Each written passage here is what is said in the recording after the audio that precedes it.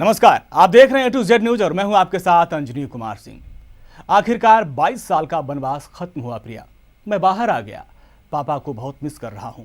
अगर वो होते तो बेहद खुश होते। ये अल्फाज जेल से रिहा हुए संजू बाबा के हैं।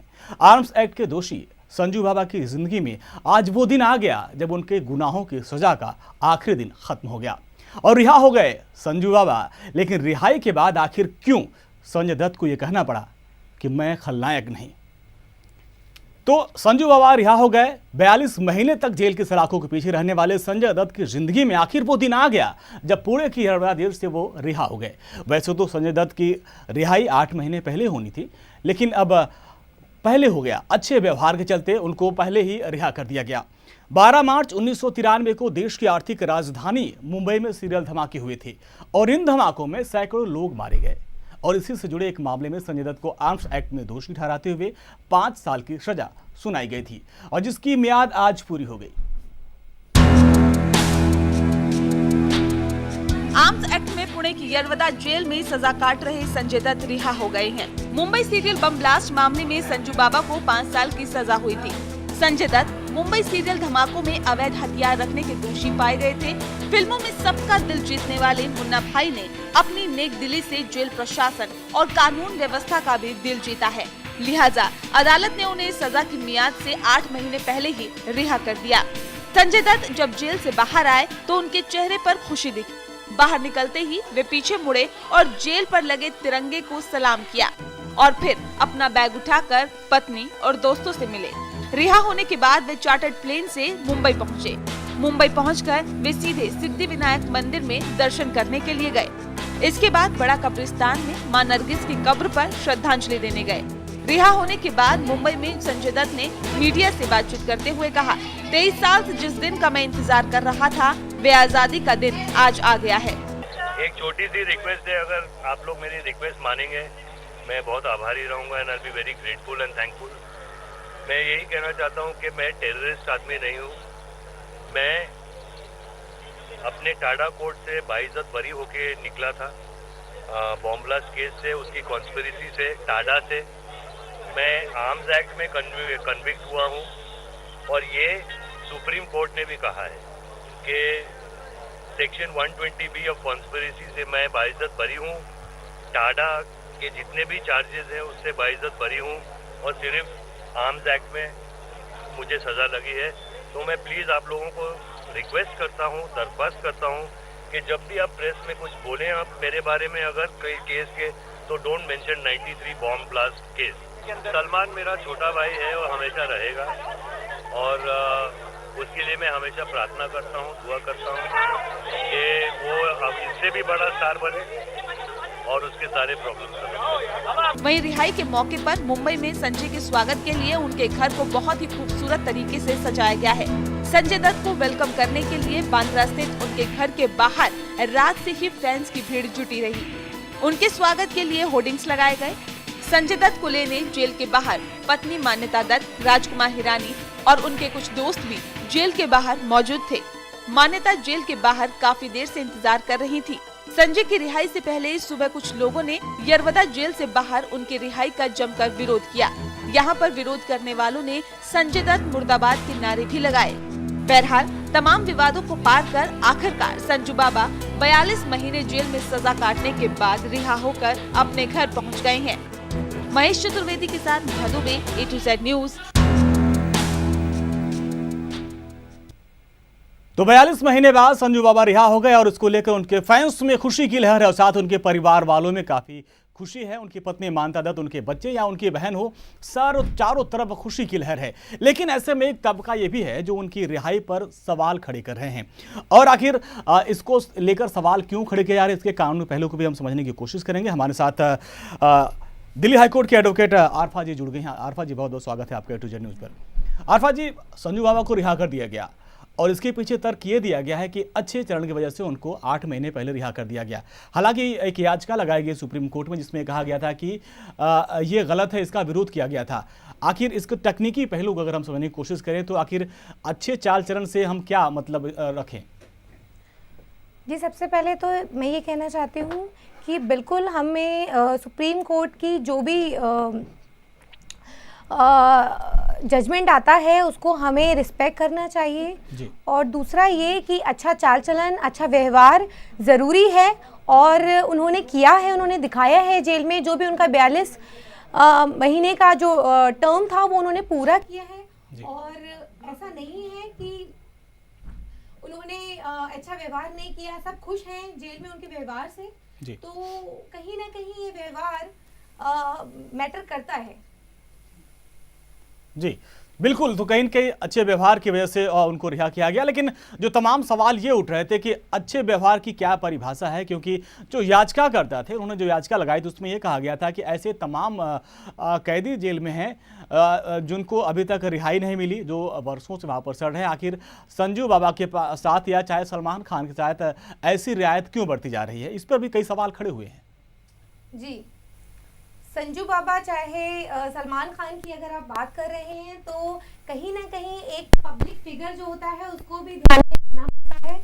और यही चीज़ है जो सलमान खान के केस में अगर आप बात कर रहे हैं तो सलमान खान के केस में भी यही चीज़ें हुई, और गुड बिहेवियर। और अगर आप संजय दत्त की बात कर रहे हैं तो संजय दत्त के केस में भी ये चीज़ कहीं ना कहीं ये चीज़ें मेंशन की गई है। जी। और अच्छा व्यवहार, गुड व्यवहार, वो चीज जितना टाइम का पीरियड था उन्होंने जेल में बिताया। जी। उसके अलावा अगर आप अगर कह रहे हैं कि अगर थोड़ा उनको जल्दी कर दिया और याचिका दायर हुई, हाँ। बिल्कुल अगर आप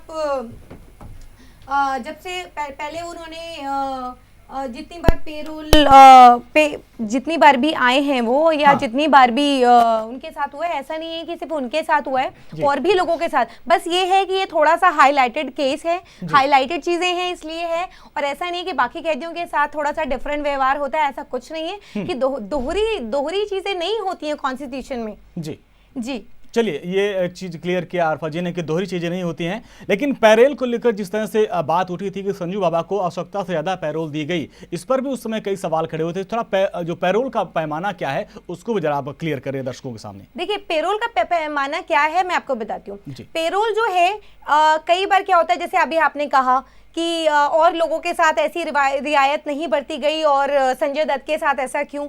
तो कई बार ये भी चीजें देखनी पड़ती है, डिफरेंट केसेस। तो ऐसा नहीं किसी का मर्डर केस है या किसी का रेप केस है तो उसके अंदर हम पेरोल पे कर दें। जी।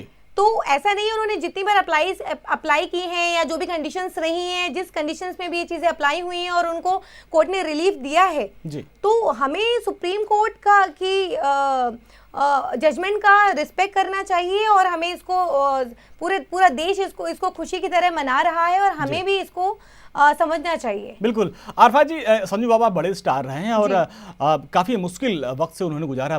23 साल लंबा इंतजार करना पड़ा और इस बीच वो कई बार टूटे भी। ऐसे वक्त में जब उनको रिहा किया गया, क्या इसके बाद अब वो विदेशों में जाकर शूटिंग कर सकते हैं? अब इसके बाद क्या?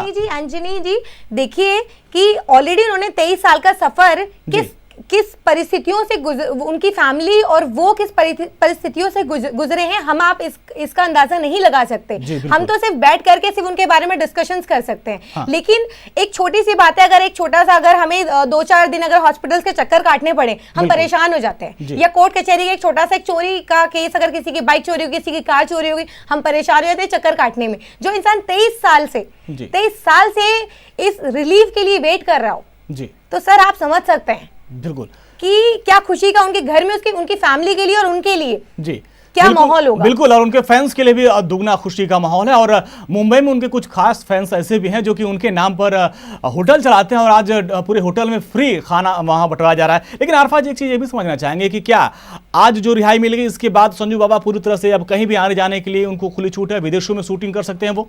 देखिए, ये तो बिल्कुल अभी है, और मैं तो ये कहूंगी कि उनको कुछ मूवीज के जरिए या और भी जो भी एक्टिविटीज होंगी उनके जरिए भी उनको ये एक अच्छा मैसेज देश भर में भेजना चाहिए। जैसे कि आप सलमान खान की अभी बात कर रहे थे कि सलमान खान ने अभी उनका वो जो चैरिटी ऑर्गेनाइजेशन है वो चलाते हैं, और चैरिटी उसमें कितना चैरिटी करते हैं जी। और मैं ये भी कहूंगी कि संजय दत्त को भी इसी तरीके के प्रोग्राम देश भर के अपने जो उनके फैंस हैं जितने वो अभी खुश हैं, तो उसको बरकरार रखना चाहिए। और बल्कि उनके फैंस की आज मैं खुद देख रही थी, उनकी खुशी दुगनी हो गई थी।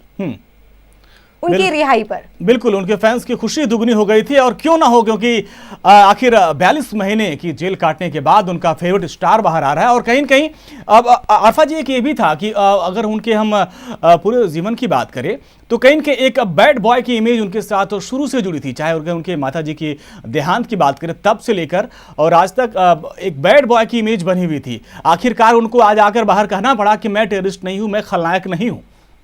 जी, तो एक आदमी जी। जो कि 23 साल का सफर तय करके आया है, अब कहीं ना कहीं वो आने वाले टाइम के लिए, क्योंकि आज सुप्रीम कोर्ट ने भी, अगर आप टीवी देख रहे होंगे तो आपने देखा होगा कि आज उन्होंने कोर्ट से बाहर आते ही बोला कि प्लीज मुझे प्रेस में या कहीं पे भी मुझे ये मेंशन ना करे कि 1993 के दंगों में या किसी में भी मेरा कोई इन्वॉल्वमेंट रहा है। बिल्कुल, क्योंकि आने वाले टाइम के लिए वो एक अच्छी छवि लेके जाना चाहते हैं, और मुझे उम्मीद है कि आने वाला जो टाइम होगा उनके लिए बहुत अच्छा होगा, और जो भी वो मूवीज करेंगे या जो भी उनके फैंस के लिए कुछ अच्छा मैसेज देंगे वो।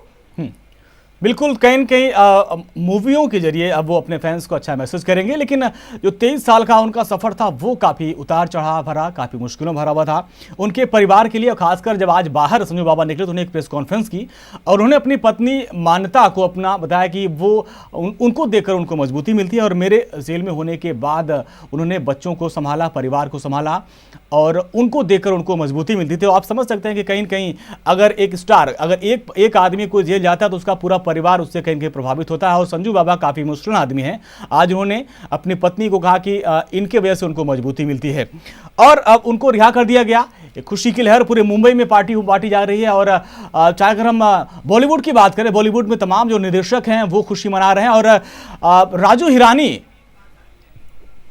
हिरानी जो उनके निर्देशक हैं, दोस्त भी हैं, वो भी वहां पर खुद लेने वहां पर पहुंचे थे। हमारे साथ अली जुड़ गए हैं और उनसे हम जानेंगे कि दिल्ली में किस तरीके का माहौल है। अली, अगर हम बात करें, मुंबई में चारों तरफ जश्न का माहौल है, लेकिन दिल्ली की अगर बात करें तो दिल्ली में क्या कुछ रहा संजू बाबा की रिहाई के बाद?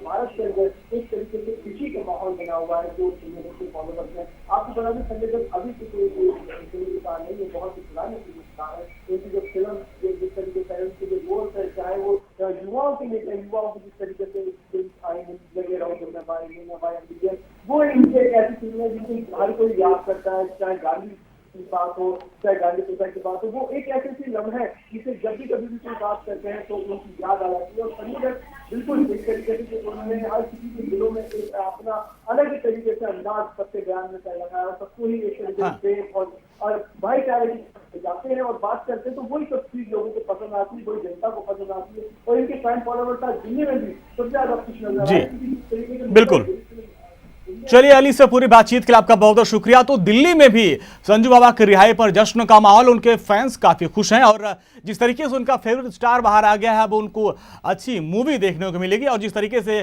संजू बाबा ने मुन्ना भाई की शुरुआत की थी, उसने लोगों का दिल जीत लिया था, और अब एक बार फिर से उनके फैंस से उम्मीद करते हैं कि एक बार फिर संजू बाबा पर्दे पर आएंगे और फिर उसी दमखम के साथ लोगों का मनोरंजन करेंगे। वक्त हो गया छोटे से ब्रेक का। ब्रेक के बाद आपको बताएंगे आखिर जो 23 साल का सफर रहा वो कितना मुश्किल भरा था संजू बाबा के लिए। ब्रेक के बाद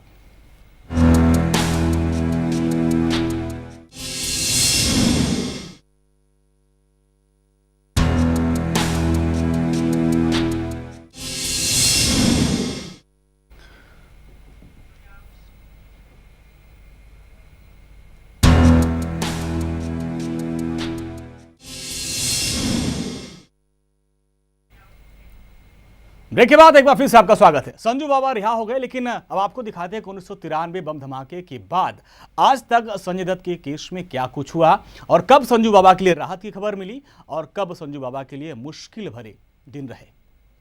संजय दत्त केस कब क्या हुआ? 28 अप्रैल 1993 संजय दत्त ने पुलिस की पूछताछ में अपना गुनाह कबूल किया। 4 जुलाई 1994 संजय दत्त को दूसरी बार जेल जाना पड़ा। ट्रायल कोर्ट ने उनकी जमानत कैंसिल कर दी। 20 नवंबर 1994 संजय दत्त ने अपना कबूलनामा वापस लिया। अक्टूबर 1995 दत्त ने चीफ जस्टिस को जमानत के लिए चिट्ठी लिखी, जिसके बाद सुप्रीम कोर्ट ने संजय दत्त को जमानत दी। 18 अक्टूबर 1995 उन्हें जेल से रिहाई मिली। वो 12 महीने 18 दिन जेल में रहे। 31 जुलाई 1997 संजय दत्त को तीसरी बार फिर जेल जाना पड़ा। 22 दिन जेल में रहने के बाद 22 अगस्त को रिहा हुए, लेकिन 2 महीने बाद ही उन्हें चौथी बार जेल जाना पड़ा। 22 अक्टूबर 1997 जेल जाने के बाद एक बार फिर वो 29 नवंबर को जेल से रिहा होने में कामयाब रहे। चौथी बार उन्हें 1 महीना 8 दिन की जेल काटनी पड़ी। नवंबर 2006 आर्म्स एक्ट के तहत संजय दत्त को दोषी पाया गया, जबकि टाडा के तहत आरोपी। जुलाई 2007 संजय दत्त को 6 साल कैद की सजा सुनाई गई।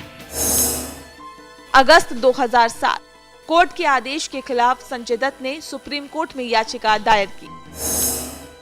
नवंबर 2007 सुप्रीम कोर्ट ने उन्हें रेगुलर बेल दी। नवंबर 2011 सुप्रीम कोर्ट में संजय दत्त की याचिका और मामले में 100 अन्य आरोपियों के खिलाफ सुनवाई शुरू हुई। मार्च 2013 सुप्रीम कोर्ट ने दत्त की सजा 1 साल कम की और 4 हफ्ते के अंदर सरेंडर करने के आदेश दिए। अक्टूबर 2013 संजय दत्त को पैर में दर्द के कारण जेल से 14 दिनों की छुट्टी मिली। दिसंबर 2013 28 दिनों की पेरोल पर रिहा हुए, जिसके बाद पत्नी मान्यता के इलाज के कारण 28 दिन और बढ़ाया गया। अगस्त 2015 बेटी की नाक की सर्जरी के लिए 30 दिनों की पेरोल पर रिहा हुए। जनवरी 2016 संजय दत्त के अच्छे व्यवहार के कारण महाराष्ट्र सरकार ने उन्हें जेल से 8 महीने पहले रिहा करने का फैसला किया।